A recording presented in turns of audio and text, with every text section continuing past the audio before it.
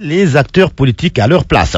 Le juge Demba Kandji est formel et ses propos à la page de titre de l'Observateur, comme dans la quasi-totalité des journaux, sonnent comme un avertissement. Personne n'a le droit de proclamer des résultats provisoires, sauf la Commission nationale de recensement des votes. Le quotidien rapporte aussi la mise au point faite par le juge Demba Kandji. Mise au point selon laquelle la Commission nationale de recensement des votes est la seule chargée à titre provisoire de rassembler les votes et de proclamer provisoirement les résultats, lesquels sont attendus jeudi ou vendredi, selon l'Observateur. Pour Sud Quotidien, Kandji recadre le jeu. L'As lui emboîte le pas et souligne que Demba Kandji recadre les acteurs et enquête d'affirmer que Demba Kandji monte au front. Le journal Le Quotidien, lui, fait état d'un cours de rappel de Demba Kandji. C'est après que Mahamat Dione a évoqué une victoire de Macky Sall avec 57% et l'opposition le caractère inévitable d'un second tour. Et voilà que la société civile et la Commission nationale de recensement des votes remettent les pendules à l'heure. Selon Direct Info, il rejette les chiffres de l'opposition et du pouvoir. Et celui qui essuie le plus de critiques, c'est Mahamat Boun Abdallah Dionne. À titre illustratif, le titre de Vox Populi: plus de pierres sur le PM hors la loi. Tribune renchérit et parle d'un Dionne devant le tribunal des réprimandes. L'Observateur, lui, indique que le PM est remis à sa place et rapporte les propos de Maître Hassan Dioma Ndiaye, pour qui, quand on gère un pays, on doit faire preuve de lucidité et de sérénité. L'Obs fait aussi savoir que les missions d'observation de la société civile sénégalaise se démarquent de la déclaration de Boun Dionne. Le journal du groupe Futur Média, sous un autre aspect, note que Macky Sall conserve son avance. Pour s'en faire une idée, lire aux pages 8 et 9 du journal le tableau des résultats publiés par 44 des 45 commissions départementales de recensement des votes.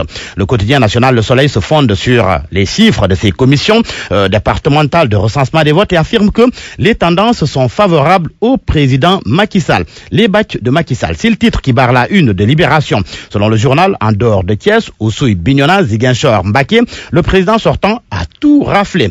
Même Dakar, Dagana, Kédougou et Bambey ont voté Benno. Enquête s'y met et propose à ses lecteurs les grandes lignes du vote. La belle percée de Sonko dans la diaspora, il dit qu'il reprend le département de Thiès mais perd Tivavone. Macky qui gagne à Bambey et Diourbel mais s'effondre à Mbacké. Madické et Issa Sall, les naufragés. Dakar voit marron selon enquête.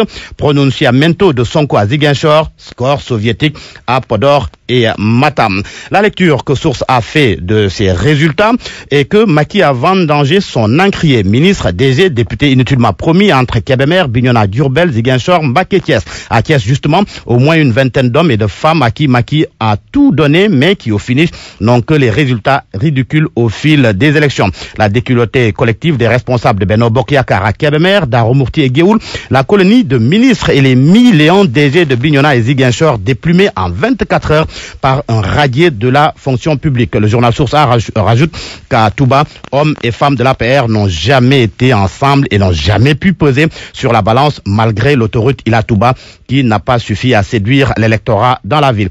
L'autoroute Ila-Touba, justement, Maître Moussa Diop en parle, le directeur de Dakar Demdik, qui déclare qu'il a envie d'enlever Ila Touba pour en faire Ila Fouta. Les propos du DG de Dakar Demdik sont à la page de titre du journal Les Échos. Ils se prennent selon lui pour le centre du monde. Ici au Sénégal, au référendum, ils ont fait la même chose. Lors des législatives, ils ont saboté le vote, détruit tout et on les a laissés faire. Le DG de Dakar Demdik, selon Les Échos, demande à Macky Sall de ne plus se casser la tête pour Touba. Et l'on termine par le sport avec Alioune Cissé, le sélectionneur national, qui est à la page de titre du quotidien Record. C'est à propos du match Sénégal-Madagascar du 23 mars. Cissé table sur 25 lions selon le journal Record. Wagué, Crépin, Santi et Loum Ndiaye, portier des U20. Dialy Ndiaye est annoncé selon mon confrère.